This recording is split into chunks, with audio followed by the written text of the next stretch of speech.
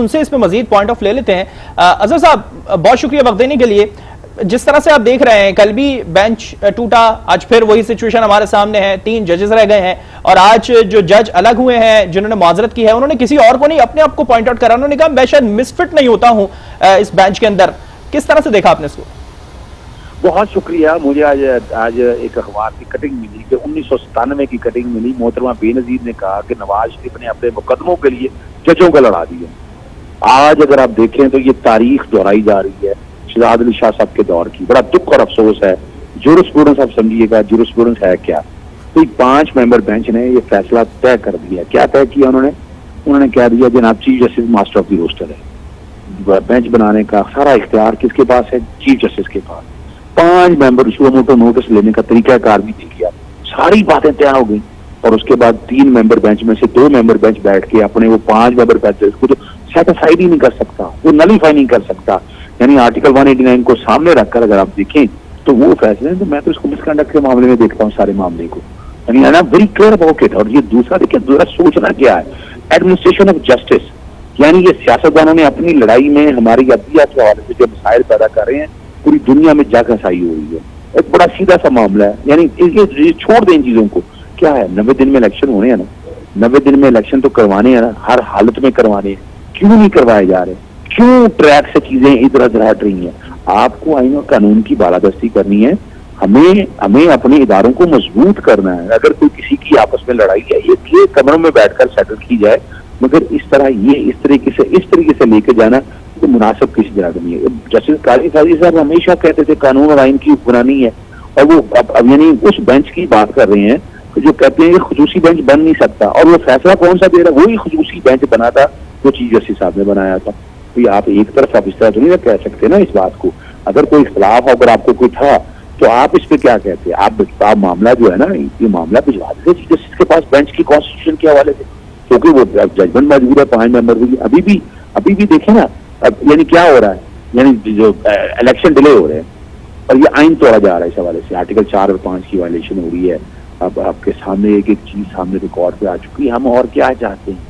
ہمیں اس ملک میں اداروں کو مضبوط کرنا ہے, لیکن سیاستدانوں کو یہ بات سمجھ نہیں آ رہی ہے.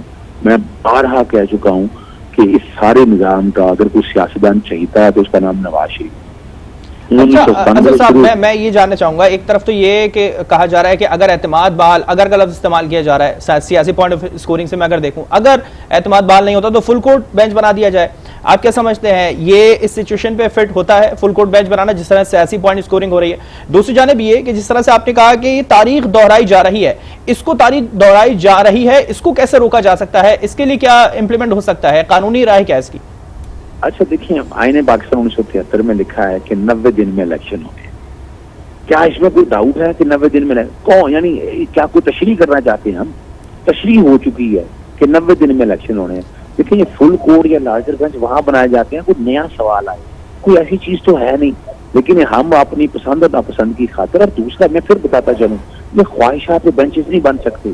چیف جسٹس جو ہے اگر ہم ایک انتظامی سزا کے اوپر اگر ہم کسی بھی, یعنی آج چیف آف دی آرمی صاحب کو فیصلہ کرے اور باقی کہیں نہیں جی آپ نے 30 بندوں سے یا 40 بندوں سے مل کر یا 6 بندوں سے مل کر سارے فیصلے کرنے, وہ تو نہیں ہو سکتا.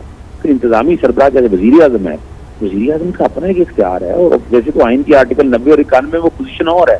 لیکن ہمارے ہاں جب آئین پاکستان اور جب اب رولز پڑھتے ہیں آرٹیکل 191 کے تحت, اب صرف یہ دیکھیں نا, یعنی یہ سیاسی جماعتوں میں ایجنڈا کیا ہے؟ ایجنڈا ہے نواز شریف کو ریلیف دینے کا, سو موٹو میں اپیل فائل کرنے کا. یعنی اس آڑ میں ان سیاستدانوں نے کیا کر دیا, آرٹیکل 191 کو 190 کو سائڈ پہ پھینک دیا کہ سپریم کورٹ روز نہیں, اور انٹری 70 کو آرٹیکل 70 کو اور انٹری 55 کو سائڈ پہ. یعنی سپریم کورٹ کی جورسڈکشن جو بینچ ایسی ہوں گے ویسے ہوں گے. آپ کون ہوتے ہیں؟ آپ کو کنسرن نہیں ہے. آرٹیکل 175 بڑا کلیئر ہے, ایک ایک چیز دی ہوئی ہے سامنے, اور اس کی آڑ میں کیا لے رہے ہیں کہ جناب سو موٹو کی اپیل فائل کر سکیں گے.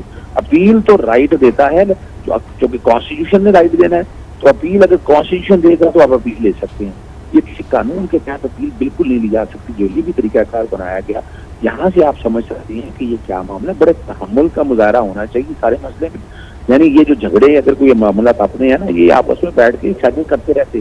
یعنی یہاں سپریم کورٹ میں بیٹھ کے اس وقت 90 دن کے الیکشن والا معاملہ آئین पूरी कौम की नजरें हैं, पूरी दुनिया की नजरें पाकिस्तान के ऊपर है कि हम वो कौम है कि जो आइन में दी गई चीजें हैं उसका नफाज नहीं कर सकते।